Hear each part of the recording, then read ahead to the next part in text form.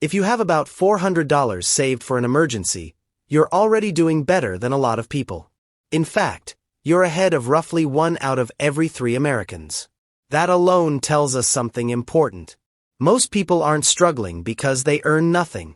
They're struggling because money keeps slipping through their fingers.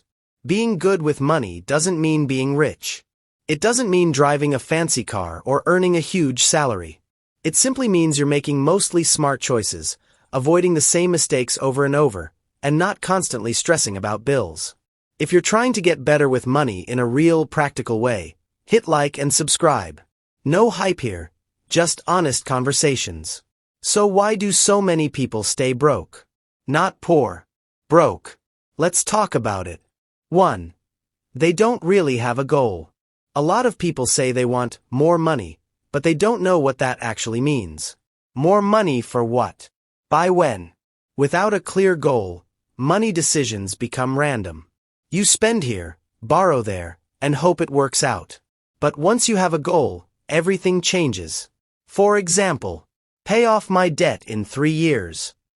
Save $10,000. Buy a car with cash. Those goals give your money direction. Without direction, it just disappears. 2. They don't prepare for emergencies. Life happens. Cars break down. Teeth start hurting. Jobs get shaky.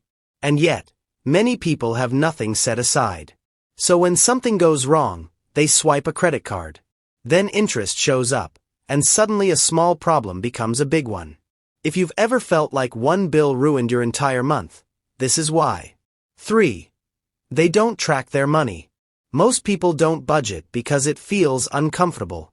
But here's the thing, if you don't know where your money is going, you don't really control it. You get paid, spend a little here and there, then wonder how your account is empty already. A budget isn't about restriction. It's just about awareness. Once you see the numbers, you stop guessing. 4. They only think about today. You'll hear people say, I want to enjoy life now. I'll worry about money later. And that makes sense. Life isn't just about saving every dollar. But ignoring the future completely is how stress sneaks up on you. The goal isn't to suffer now or suffer later. It's balance. Enjoy today, but don't sabotage tomorrow. 5. They have costly habits. You don't need to be rich to spend like you are. Little habits add up fast. Eating out all the time, smoking, impulse shopping.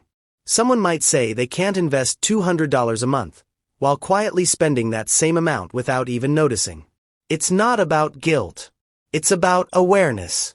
If you redirected just one habit, what could that money do for you? 6. They use debt the wrong way. Debt makes it easy to buy things you can't actually afford. Cars, clothes, vacations. All paid for with money you don't have yet. Then interest kicks in, and now you're paying extra for something that's already losing value. That's how people get stuck. As the saying goes, wealthy people earn interest. Everyone else pays it. 7. They try to impress people. Trying to look rich is expensive.